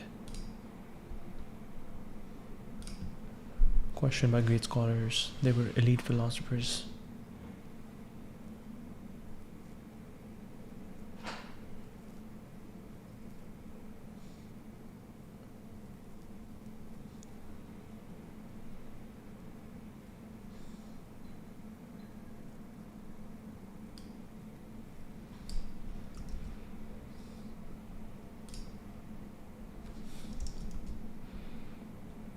Questioned by gate scholars, they were guards of elite philosophers. When school admissions fail because you're not sure if the essay was written by Eva, go back to oral examinations by oral school, by ancient schools.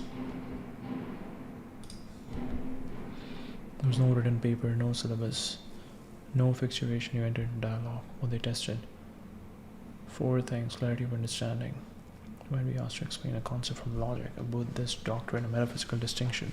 No recite, explain cleanly without jargon. If you use memorized phrases, they pressed harder. Reasoning under pressure. The examiner would then introduce a counterexample, expose a hidden assumption, flip your premise. You had to respond in real time. Silence was allowed, confusion was tolerated, but evasion was fatal. Dialectical agility. Debate culture mattered. You were expected to follow chains of inference, recognize contradictions.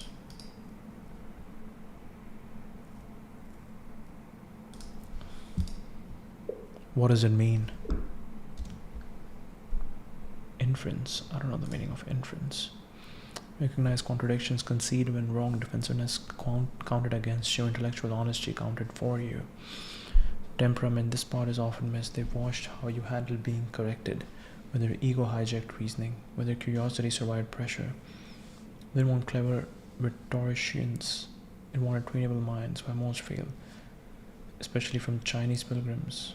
Say only 2-3 out of 10 passed. Why? Because memorization without insight collapsed immediately. Dogmatic belief couldn't survive cross-questioning.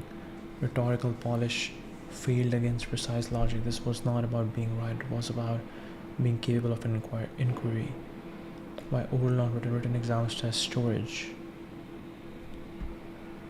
Oral exam test structure. Nalanda cared about how thoughts are formed, how beliefs adapt, how understanding evolves under challenge. They can only be seen live. In a way, it was closer to a PhD defense. Turing test for wisdom, Socratic dialogue under fire. Modern universities ask, what do you know? And ask, how does your mind move when knowledge is shaken? Inference means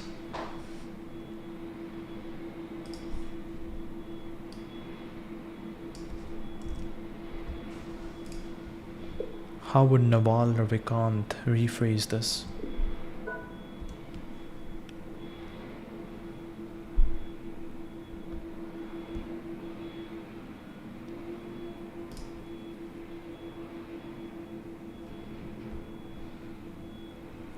No essays, no proxies, just live reasoning. Scholars question you in real time. Most feel the goal wasn't credential, was to filter for clarity of thought. When written credentials become unreliable, Education returns to first principles. Ancient schools like Nalanda used oral examinations at the gate, no essays, no proxies, just live reasoning. Scholars question you in real time. Most failed. The goal wasn't credentials, it was to filter for clarity of thought.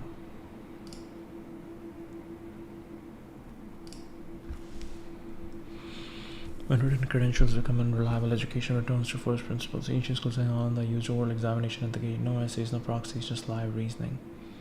Scholars question you in real time. Most fail. The goal wasn't credentials, it was filter for clarity of thought. Make it shorter.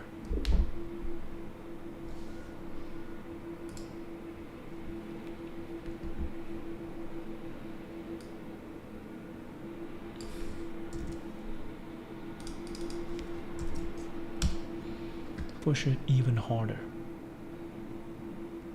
When essays become cheap, live reasoning becomes valuable. Ancient schools knew there's none of the tested minds on papers. Most fail. Credentials decay, reasoning compounds. None of them understood this entry by questioning. Most fail. When credentials fail, reasoning surfaces.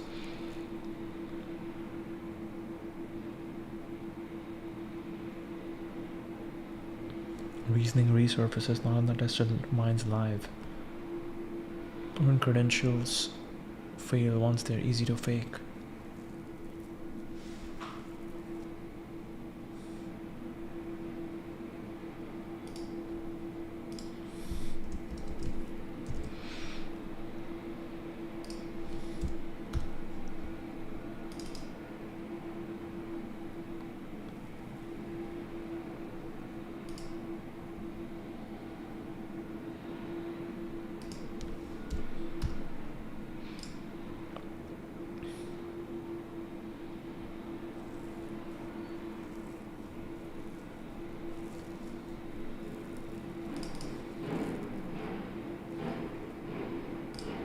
Schools like Nalanda solve this with live questioning.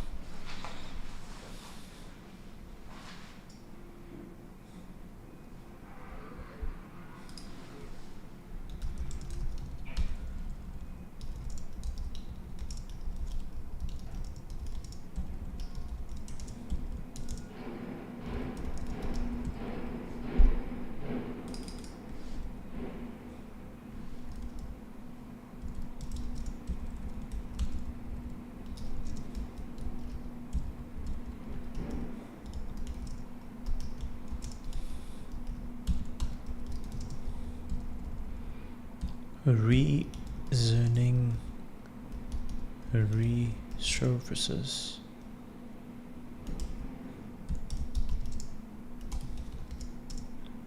Ancient schools like Nalanda tested minds, not papers. Credentials fail, reasoning resurfaces. Ancient schools like Nalanda tested minds, not papers.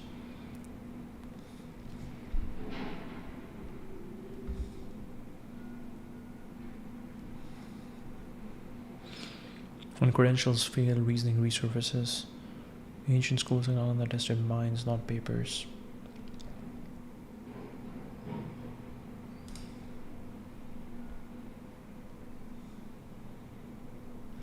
Drawing a conclusion that isn't directly stated, using what is known that isn't directly stated.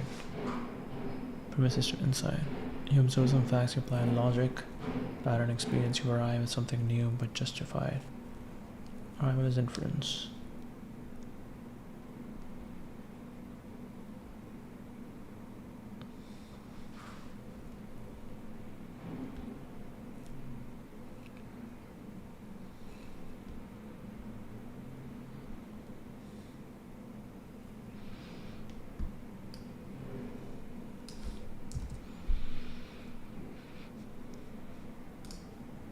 credentials for your reasoning resurfaces ancient schools of untested minds, not barriers.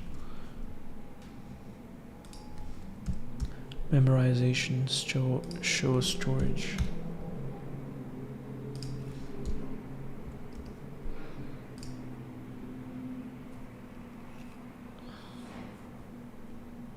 Memorization shows storage. Inference shows understanding.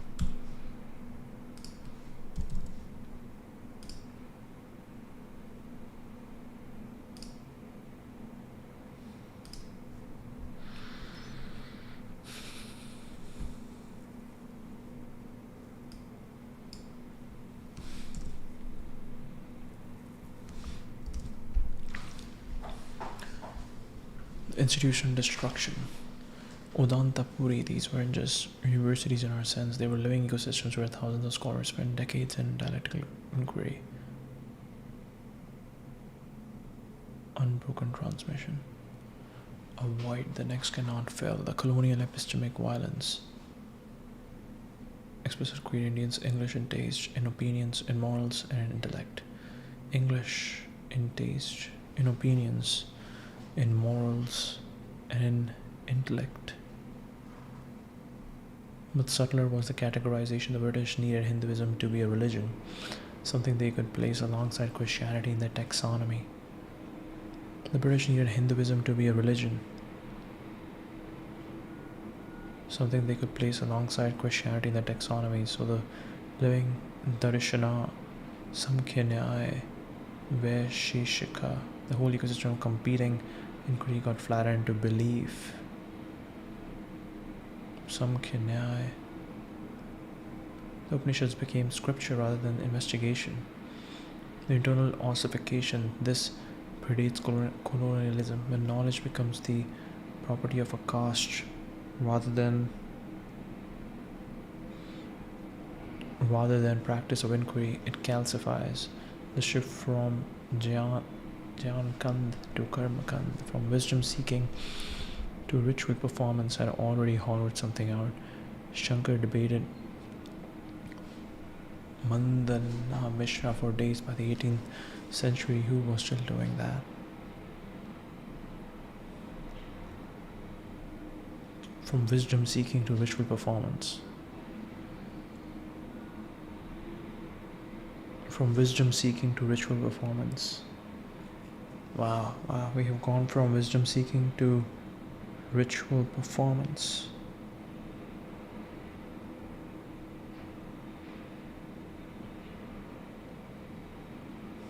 Oh, this was always like this. Okay. Eternal ossification.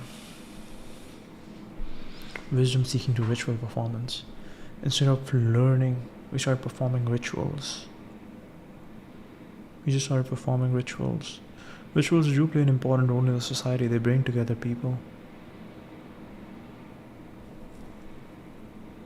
The contemporary paradox, what survives now is often either preserved in ember, too orthodox to breathe, or diluted into wellness content for export. The contemporary paradox, what survives now is often either preserved in amber, too orthodox to breathe, or diluted into wellness content for export. The middle path, the living inquiry that could engage with quantum mechanics and sunyata, with cognitive science and the koshas. That's what you're building toward, isn't it? The middle path.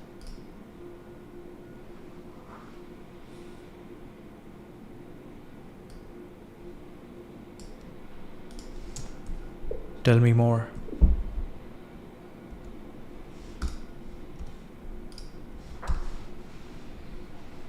How were Upanishads stored and where were they stored? The primary storage was never physical, it was embodied.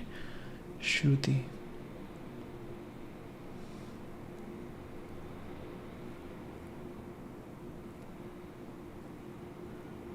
Samhita path is continuous. Path separates each word. Kram path pairs sequential words, and Ghan path creates intricate permutations. If you memorize text in all these patterns, corruption becomes nearly impossible. One error would create dissonance across multiple overlapping systems. Swar, pitch, accents.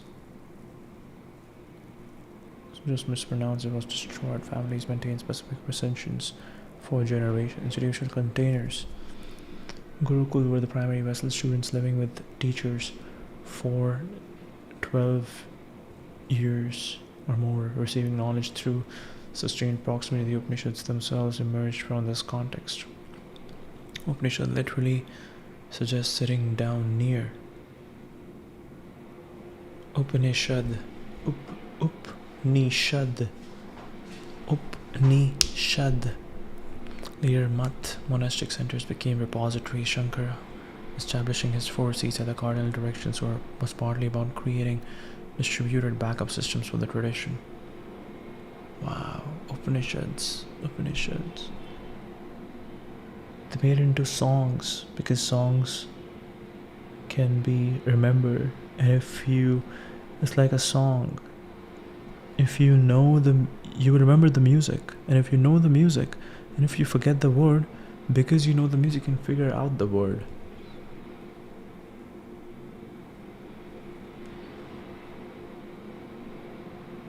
Gurukul were the primary vessels, students living with their teachers for 12 years or more, receiving knowledge through sustained proximity. The Upanishads themselves emerged from this context. Upanishad literally suggests sitting down near. Later, Mat became repositories. Shankara, establishing his 4 seats at the cardinal directions, was partly about creating distributed backup systems for the tradition. Manuscripts came late. Palm leaf and birch bark manuscripts appeared, but relatively late, perhaps 5th century onward, significant numbers. Often treated as secondary to the oral tradition, almost like reference copies rather than primary sources. The tragedy of pointing to when living containers, the trained minds were destroyed, the manuscripts alone couldn't reconstitute what was lost. How did the modern world came across the Upanishads?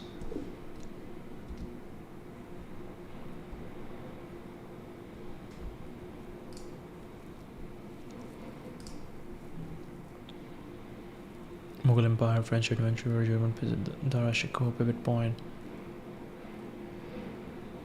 serious seeker. Pandits in Varanasi and commissioned the Sir-e-Akbar, Persian translation of 50 Upanishads. He believed the Quran's reference to a hidden book pointed to these texts. Kind of fugitive treasure. A French Orientalist who had already brought Zoroastrian texts to Europe obtained a copy of the Sir-e-Akbar in the late 18th century. He translated Persian into Latin, so now we are 2 languages removed from Sanskrit publishing. Upanishad. Schopenhauer encountered the Latin from Persian translation. It cracked something open in him. He called it the consolation of my life and kept it on his nightstand. His entire metaphysics, the world as well, the veil of Maya, the possibility of transcendence through aesthetic contemplation. Aesthetic contemplation saturated with Upanishadic resonance, filtered through 2 transition layers.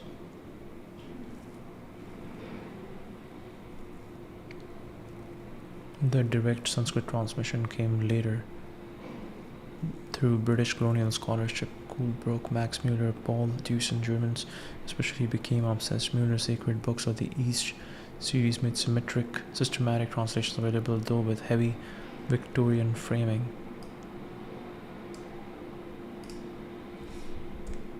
What does that mean?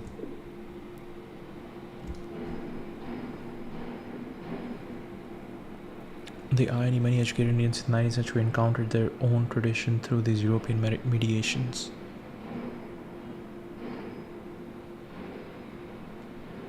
Came with assumptions baked in, shaped how they presented and interpreted these texts. The evolutionary hierarchy, they operated within a framework where religions developed from primitive to sophisticated, with Protestant Christianity as the apex. So the Upanishads were positioned remarkably advanced for their time, a kind of condescending admiration. Religions developed from primitive to sophisticated, with Protestant Christianity as the apex. So the Upanishads were positioned remarkably advanced for their time. A kind of condescending admiration. Maximus genuinely loved these texts, but he still saw them as precursors, as humanity groping toward truths that Christianity had fully realized.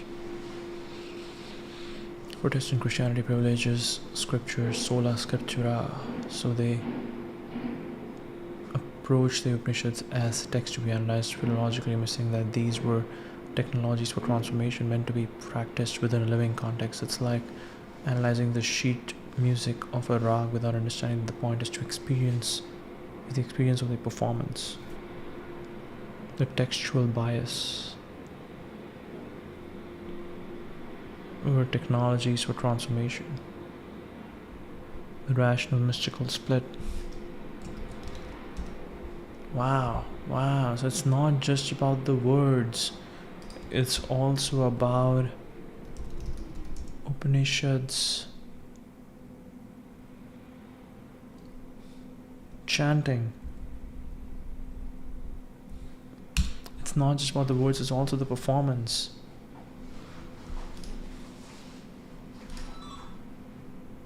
Okay, we don't want the rational mystical split. They tended to praise what seemed philosophical, Advaita, abstract, monoism, and dismiss what seemed superstitious, ritual, tantra, embodied practice. This created a distorted portrait where the Upanishads looked like a proto-German idealism rather than powerful integrated system, including mantra, yantra, sadhana, the religion-making project. They need Hinduism to be a coherent thing, a religion with scriptures, doctrines, founders. The actual landscape was far messier, competing darshanas, regional traditions, tantric lineages, village practices. The Upanishads got elevated as the real Hinduism, partly because they fit European categories.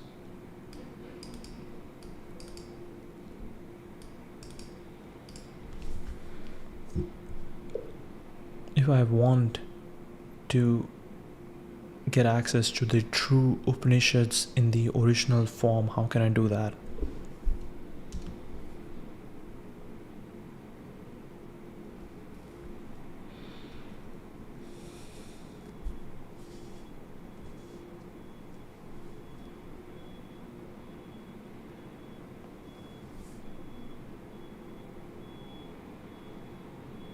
They were meant to be inhabited. In the Vedic worldview, knowledge was alive only when it moved through breath, voice, attention, and relationship. A text written down but not realized was closer to a fossil than a seed. Classified as Shruti, not Smriti. All was written, but wasn't heard. The human body is a storage device. For parchment paper libraries, India engineered something strange and far more resilient, distributed biological memory. Memorized word for word, in tone with exact pitch, accent, swar, wherein multiple redundant recitation patterns. These weren't poetic flourishes, they were error correction protocols. If a syllable drifted, the system itself exposed the corruption. Continuous flow, word by word disassembly, overlapping word pairs, complex forward-backward permutations. This is closer to cryptographic redundancy than chanting. Single square was not the archive, the community was continuous flow, word by word disassembly, overlapping word pairs.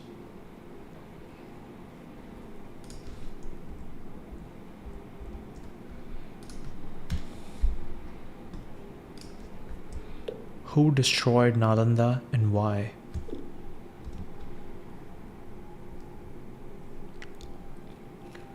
When material storage entered this picture, it was secondary and fragile by design. Materials, palm leaves, South India, Sri Lanka, birch bark, Kashmir, Himalayan region. They decayed every few centuries. This forced continual recopying and re-embodiment of knowledge. A text that was not actively known would simply vanish. The institutions that acted as backup nodes, Gurukul, small intimate lineage bases of knowledge transmitted through daily living. Forest ashram, especially for the early Upanishad, withdrawal from society was not escapism, but epistemic focus. Mahavir and universities, places in Nalanda and Vikramasila hosted debate, cross-school argument, philosophy is a living sport. When these burned, the network of minds was lost. Mat, monastic centers. After major disruptions, thinkers like Adi Shankaracharya created geographically distributed centers, effectively a fault-tolerant system for Vedanta. Wow. This is like decentralization. These things are decentralization, fault-tolerant, and network schools. Wow. While writing was distrusted, this subtle and important writing freezes meaning. Writing freezes meaning. Upanishadic knowledge was context sensitive. The same Mahavakyas spoken to a 12-year-old, a renunciate, a king, a dying person meant different things because understanding deepened on inner readiness. A written sentence cannot test ego dissolution, ethical maturity, attentional stability. A guru could.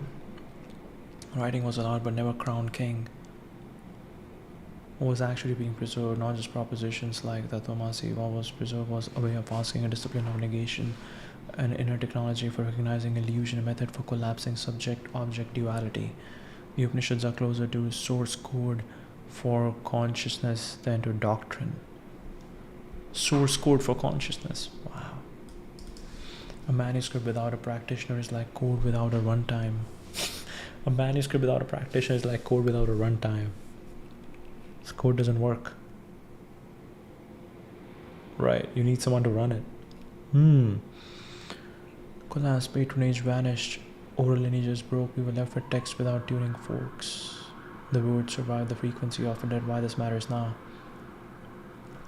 When you keep circling, especially in your earlier line about a living inquiry that can it's pattern recognition, we lost a civilization, scale experiment in first person epistemology, long horizon inquiry, long horizon inquiry. Wow. Discipline in interior science, and now with AI, neuroscience, and physics pressing against the same questions from the outside. The missing interior half is becoming obvious again. If you want, next we can explore how this old architecture compares to modern distributed systems, or what a 21st century Upanishadic school would actually look like in practice. Brutal. Bhakti aur khilji.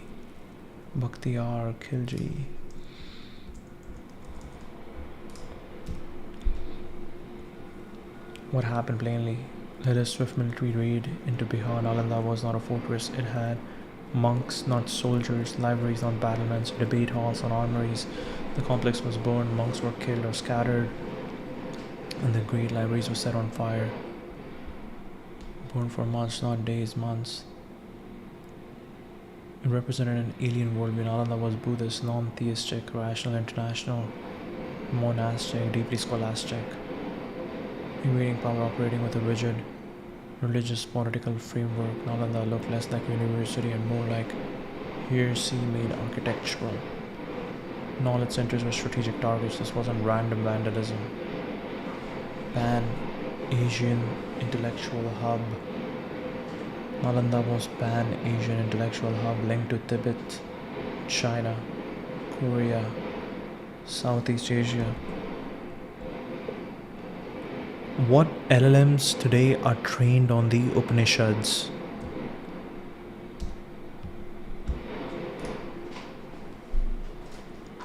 Sanskrit LLM teaching AI an ancient language. Wow.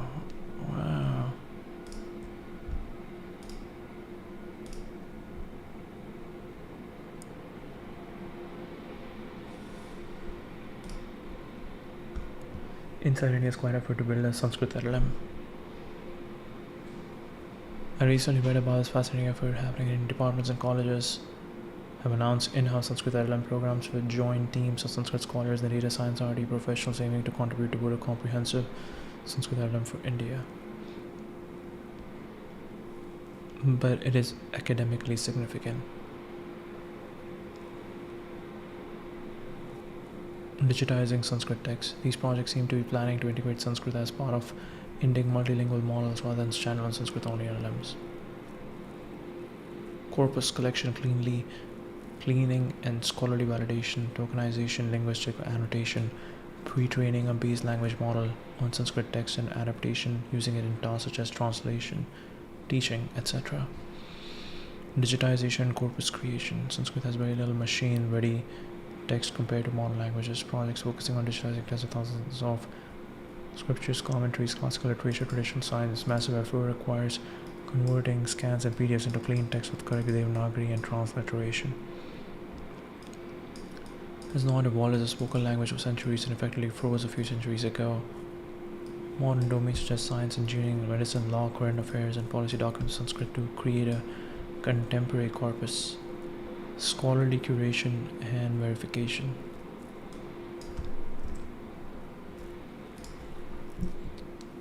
Translate to Sanskrit. Can it do it? The curation is a complex process that requires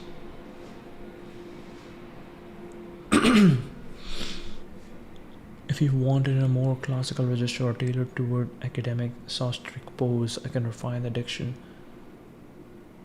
Sankalan ek jatil prakram astiya apekshate. Reading across manuscripts like Veda, Upanishad, Puran, Ramayana, Mahabharata, normalizing language constructs and grammar. Sandhi, union in Sanskrit and Samas. I think the good thing about Sanskrit is that we just have rich text. It's not like English, which has kind of been corrupted. All the Sanskrit text that you actually have, none of it is contemporary. In a contemporary sense, using social media, you might have a lot of stuff that is corrupted. But Sanskrit, if you feed an LLM with only with the high quality text, Upanishads, Ramayana, Bhagavad Gita, Mahabharata, you have some very rich text over there.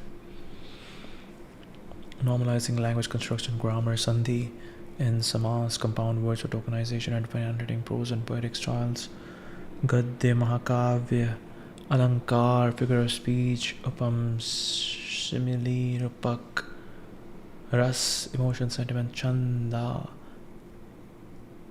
preservation, accessible to modern audience who do not have initiation but have interest.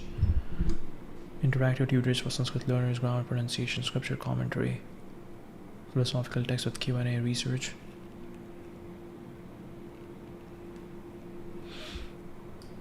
Secular narratives about AGI. In contrast, the effort around Sanskrit much seems to be about belief that not everything is about monetization or immediate returns.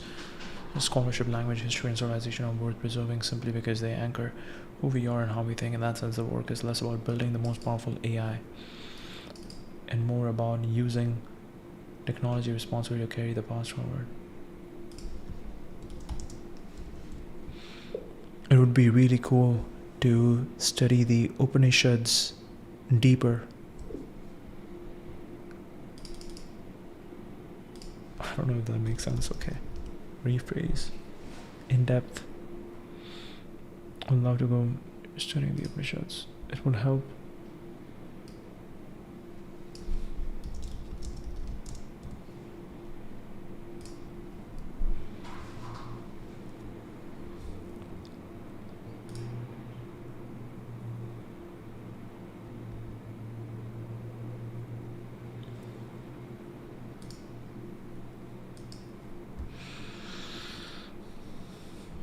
Whoa. Oh. Whoa. Oh my god, what just happened? My mouse died. Okay.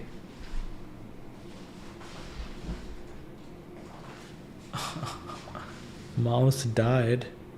So we cannot do anything now. Wow.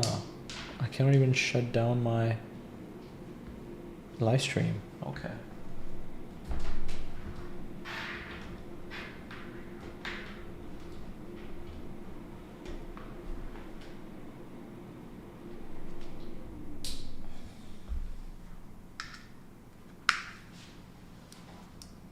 Okay, so camera has to go off now.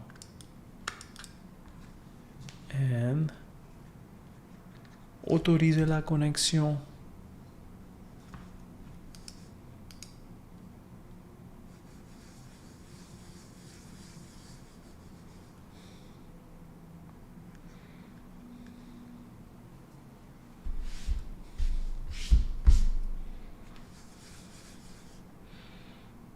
So does mouse work while charging? No. Magic mouse, la connexion établie.